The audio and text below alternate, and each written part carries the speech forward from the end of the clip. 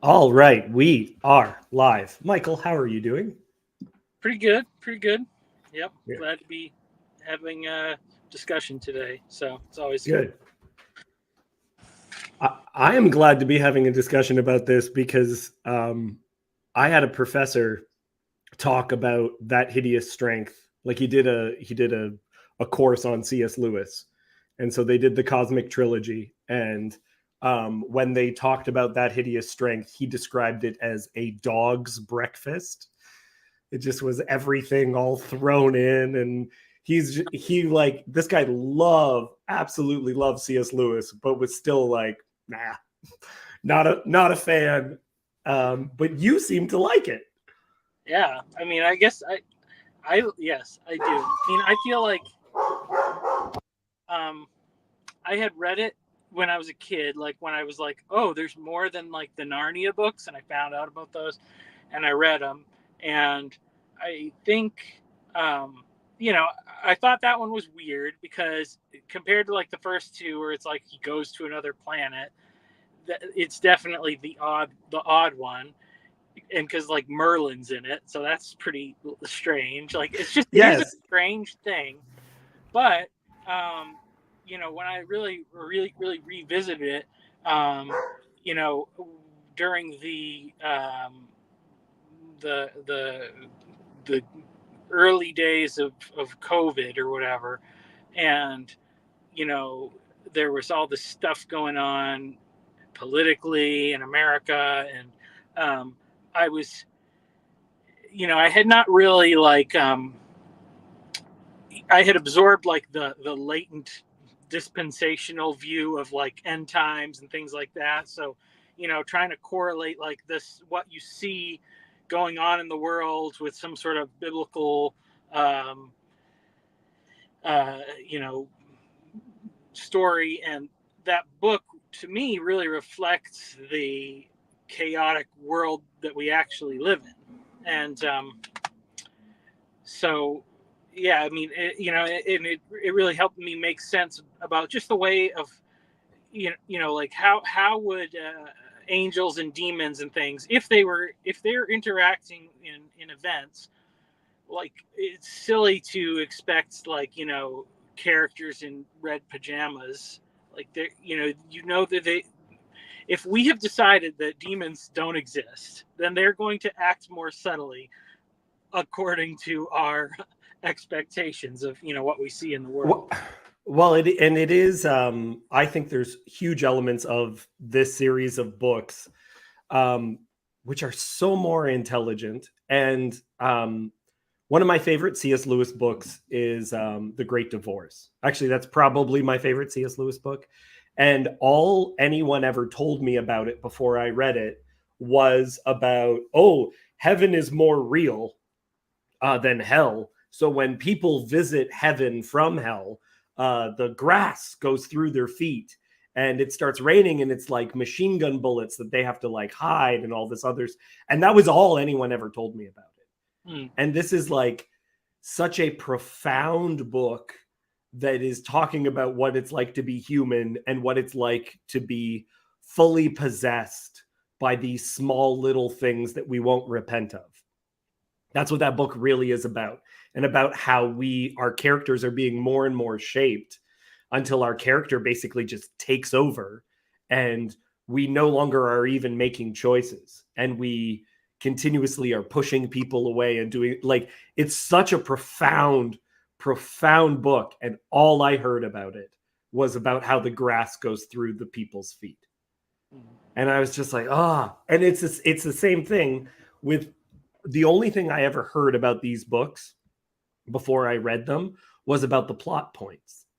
So the basic plot of the we're talking about what is sometimes referred to as the space trilogy, which C.S. Lewis would hate. Do you know that? Do you know Yeah. why? Well, I mean, I know he didn't like. Obviously, his view of like space as the heavens was very different from the That's right. modern sci-fi, description, or just even Yeah. So the idea that it's empty, like that you use the word space means empty, and he'll refer to it as deep heaven when people travel to other planets, because the idea is you get out of Earth and then you're like extra exposed to what heaven is like, and it sometimes like affects characters and all this stuff. So it's sometimes also called the Ransom trilogy or the Cosmic trilogy. So episode 1, which is Out of the Silent Planet, is about obviously J.R.R. Tolkien, right? It's a language professor. I didn't know that until like way later. I didn't, but because I like the first time I read it, I was probably a teenager or something. So, but now that I know more about all the stuff, I'm like, oh, it makes more sense. So, yes, but so plot points: a random linguistics professor with the last name Ransom is kidnapped and brought to Mars, and has adventures on Mars. And it turns out that other planets are not fallen, that Earth is the only.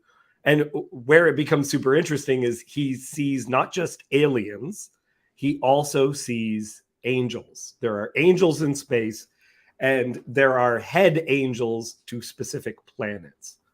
So the end of the book is characters speaking with the god, for lack of better term, small g, the god of Mars, who's in direct contact with God. yeah. Yeah. So that's part 1. Part 2, Ransom is now brought to Venus to prevent the fall from happening on Venus, which in his book is called Paralandra. And so he must battle the devil to stop another fall.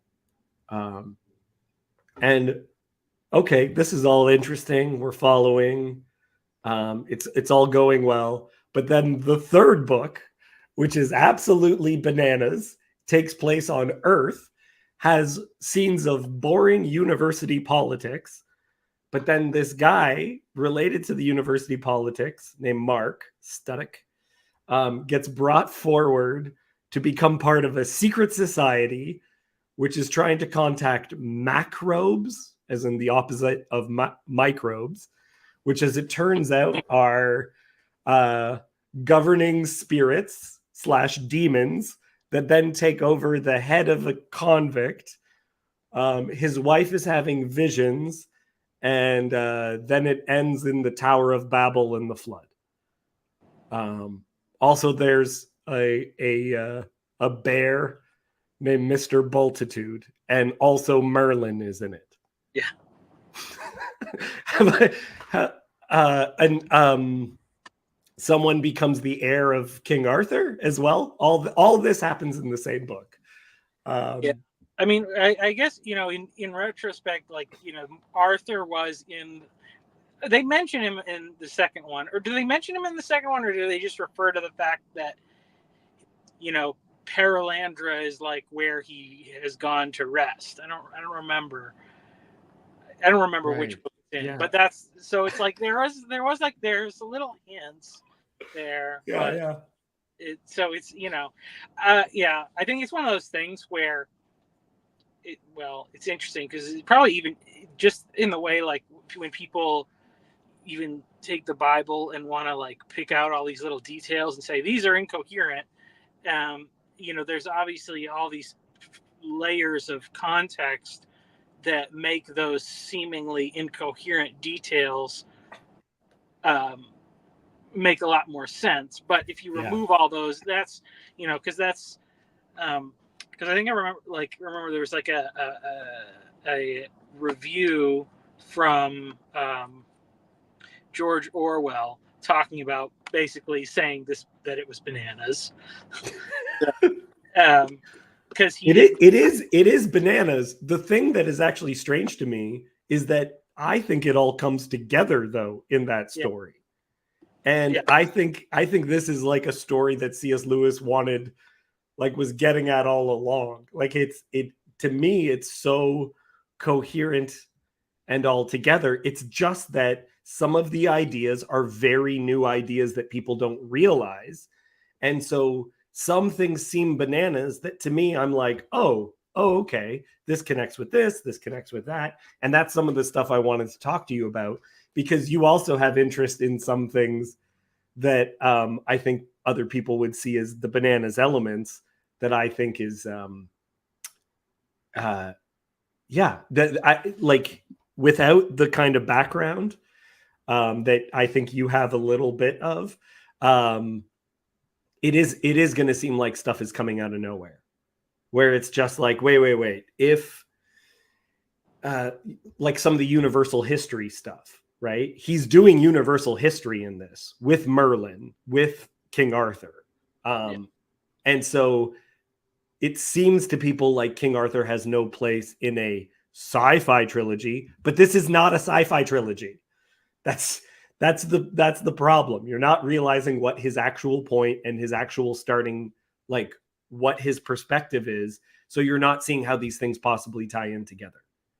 Yeah, it's interesting. Like the sci-fi elements of like, really, it's mostly just the first book, and it's just book. how they get there, and who even cares. And I feel like that's the only weak point, because the problem with science fiction is, unless if you decide to set it like ridiculously far in the future, you get to a point where you're like, we either don't have the technology that we expected we would have, or we were wrong about the. So it's like, because that's the thing. It's like his details about like what space was like are wrong.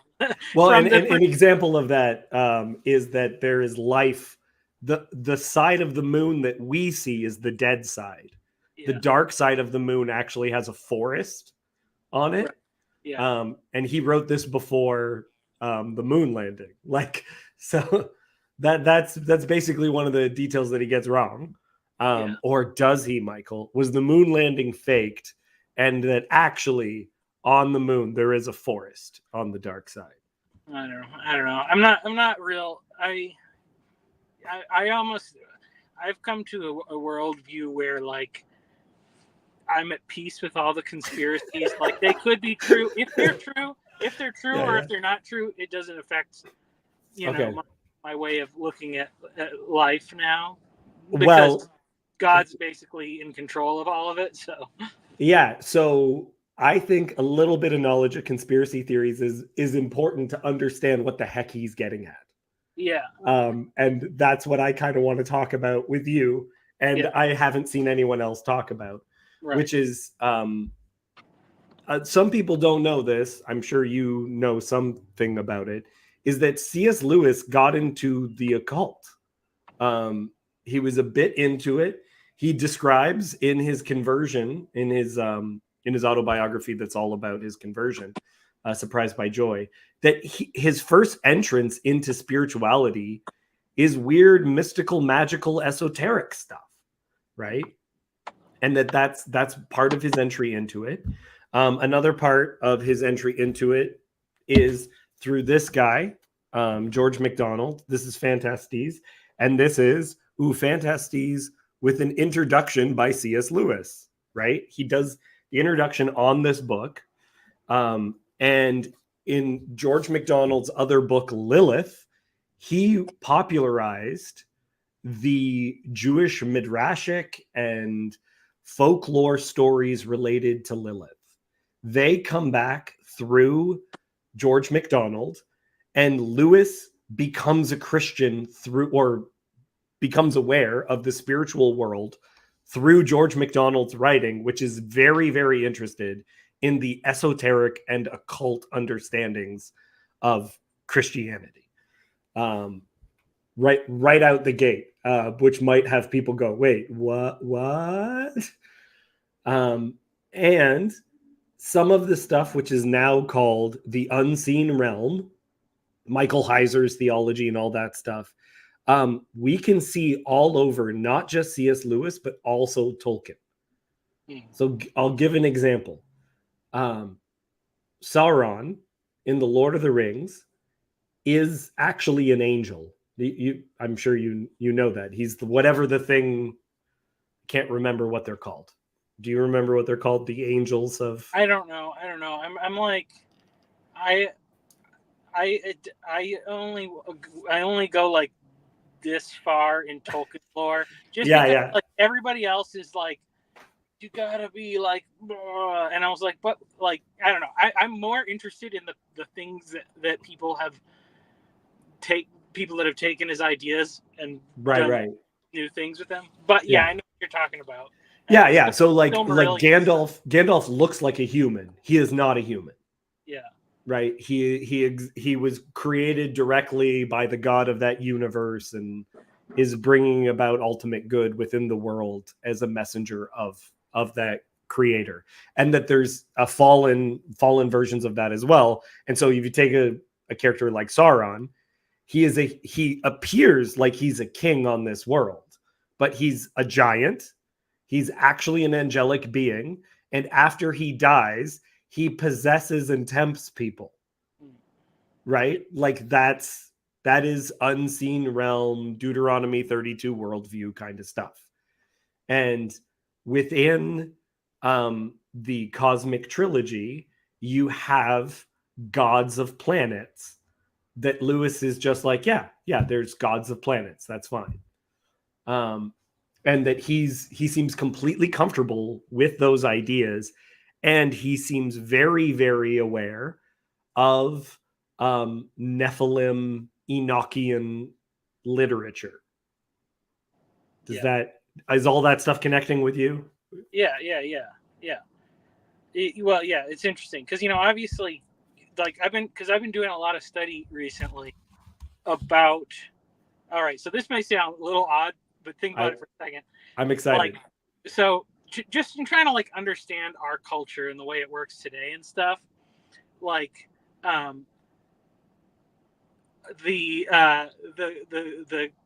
closest analogy I could think of is like, we have these like online influencers, and they basically are playing the roles of like the Greek gods in myths, these demigods, these lower gods where there's many of them, and they all have like, they all act, they're all like bigger humans. They're like human but more exaggerated, and then they have their different specialties.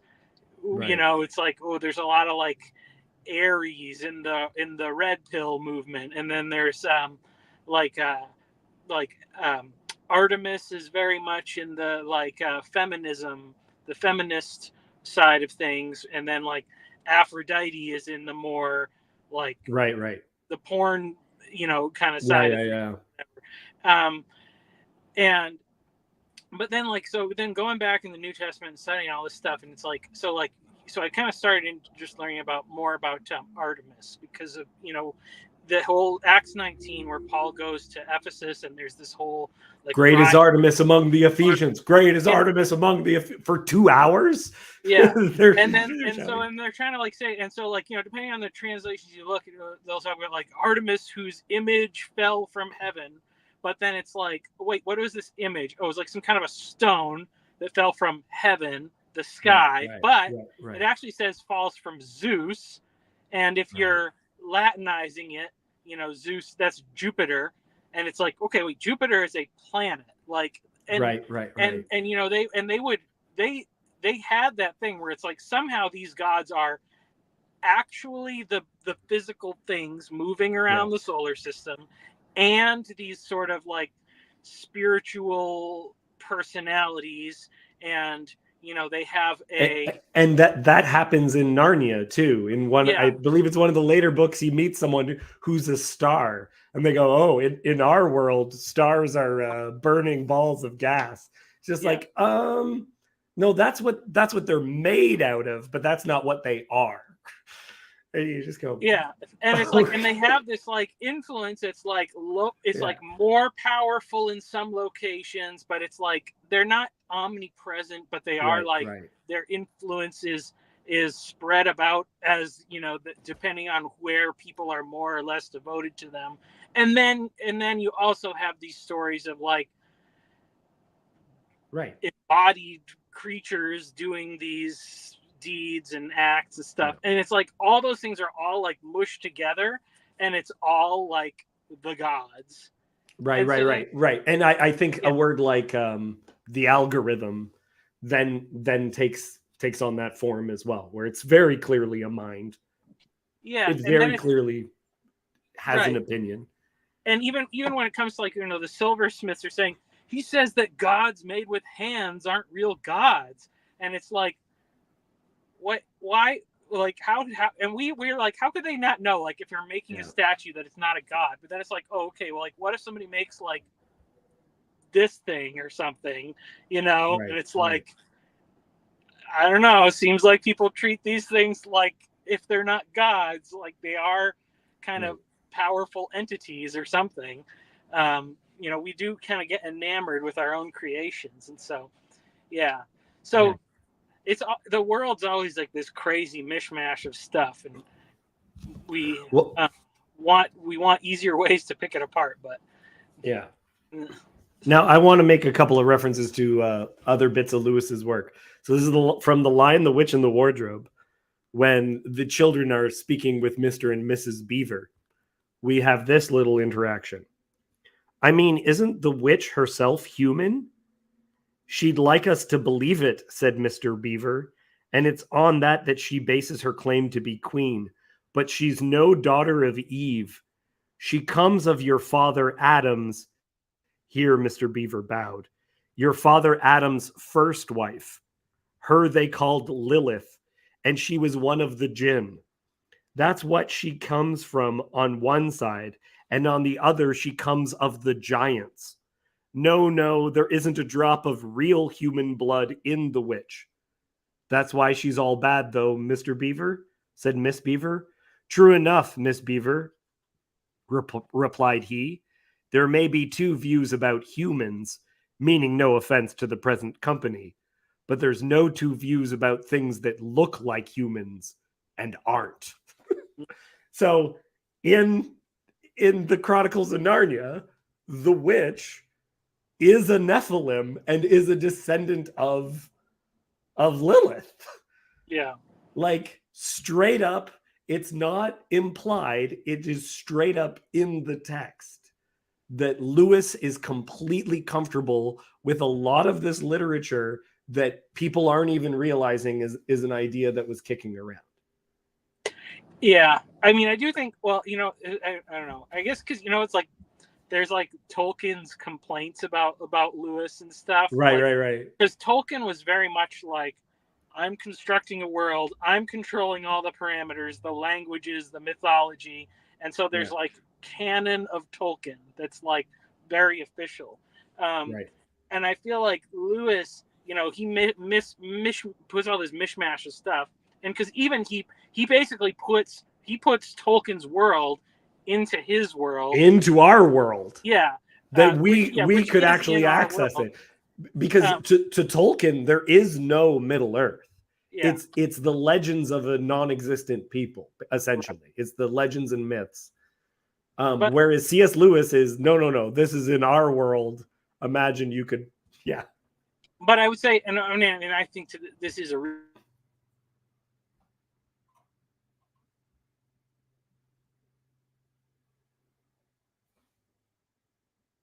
Uh-oh.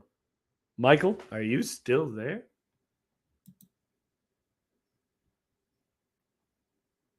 I am hoping I did not lose Michael.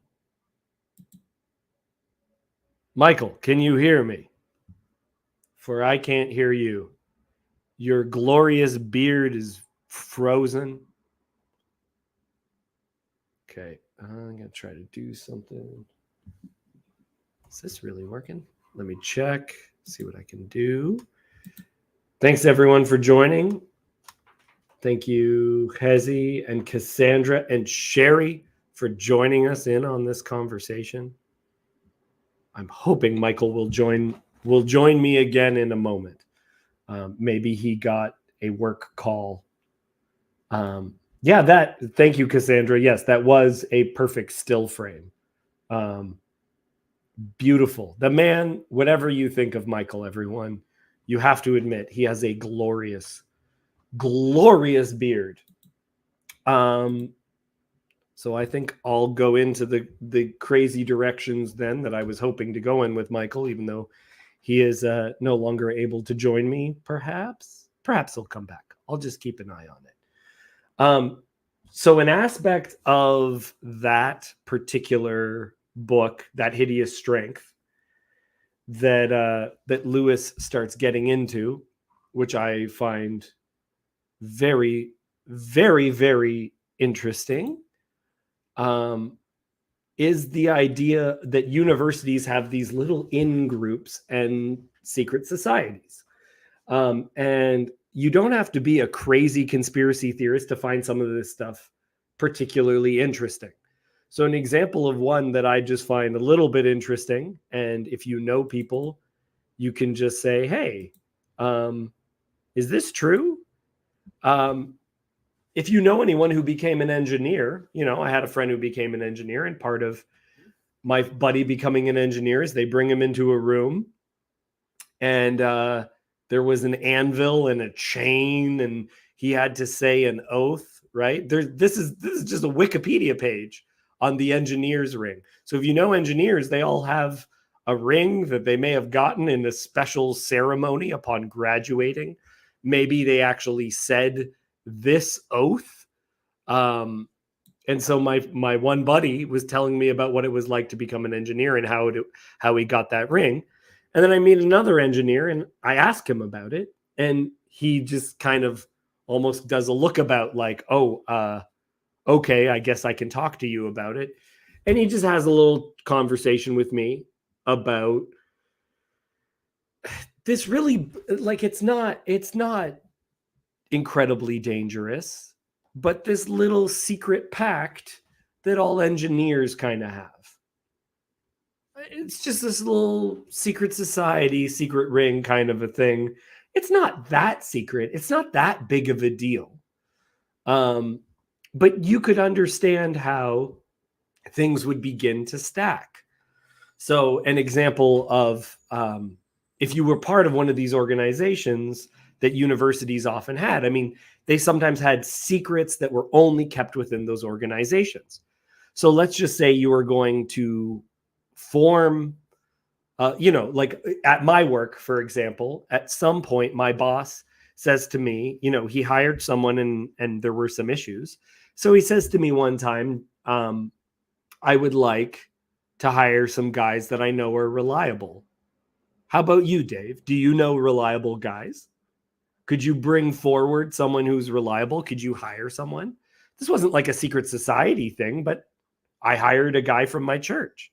I hired people that I knew, that I was in communities with, that I could say, this is a trustworthy guy, right? But where that becomes a little bit scary is where you have places like Yale that have organizations like Skull and Bones, and the CIA is looking to form, and we want people that we can trust. Okay, we have this little fraternity, trust everyone in this fraternity. So then that comes forward. But then there's some real questions about what that looks like on a larger level. Oh, it says that Michael is trying to get back in. Give me 1 second, guys. Please bear with me.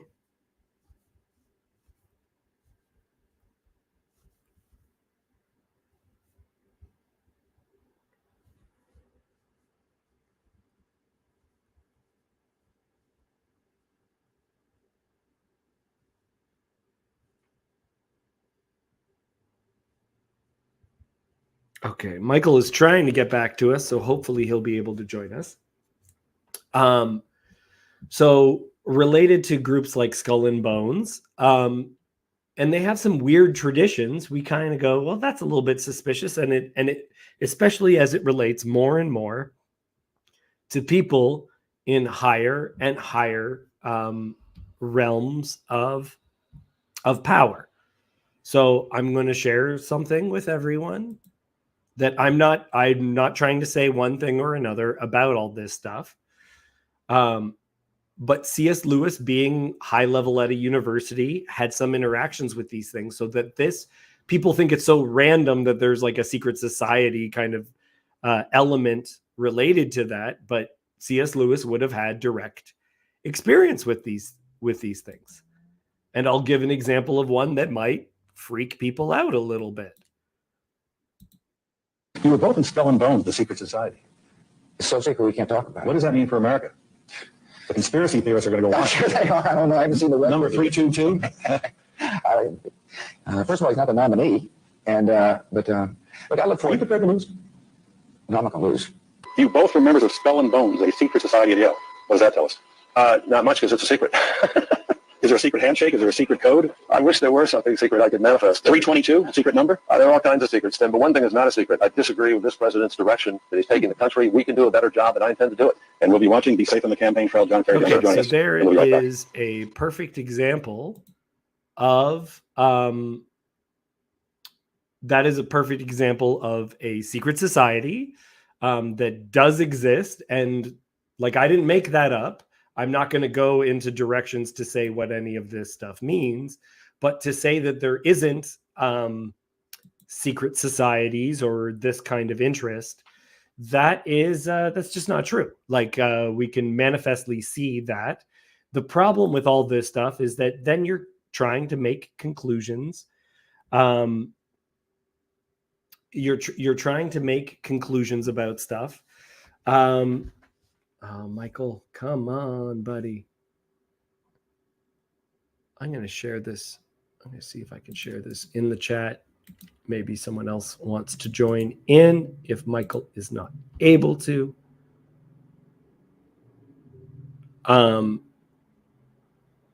Yeah, should let you in, Michael. Sorry about that.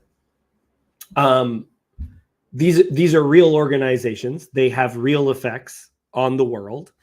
To what extent? It basically, it's one of those things that it's in a room and you don't know what's happening. And that to me is in and of itself similar to actually how the spiritual world works. I had an encounter with organized crime. I'm not going to get into it at all.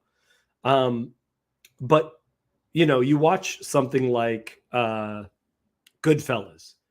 and in Goodfellas, there is, there's a restaurant that mobsters go to. And, everyone here, they're just regular people. Maybe you go to this restaurant. You go to this restaurant over and over again. You have a good time at this restaurant. And you have no affiliation with the mob, but little do you know that by going there, money directly from you, power from you, is directly going to members of organized crime. That's just a part of the world. And I realized that has happened to me. I mean, anyone who has bought drugs also knows this experience. I was in high school. I bought drugs in high school, and the guy that I bought drugs from, I smoked a little bit of weed, and that would have come from a drug dealer. And that drug dealer also had other products that I did not buy. But where did he get those products from? Right? How many steps, how many, Kevin Bacon, how many elements of separation was there between me and, major drug dealers in South America? Because my bet is it's less than 6 degrees of separation between me and major elements of organized crime. And so there's these secret societies. I think they operate similar to the spiritual realm, where we have no clue that we are all the time just stepping into these realms. And Vanderklay was talking about it recently. Stories about angels where they just appear as humans. And I have friends and they have experiences like this where they have interactions with things that they go, wait, I think for 1 second, like going to a restaurant, you for 1 second realize, oh, I am now stepping in a realm of organized crime. In the same way, you might just step into a realm and there it is. There's these elements related to demons, and that's part of what the book is, what this book is about. Michael, I really need you back. I'm not going to lie. I'm going to do an on hold for a second, guys, because I'd like to talk to Michael more about this stuff. So I'm going to see if I can give him a call to solve these problems. So we'll be back.